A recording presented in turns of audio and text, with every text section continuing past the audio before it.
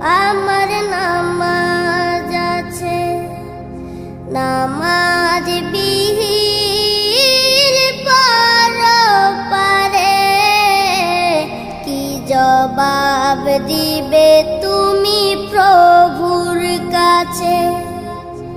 প্রভু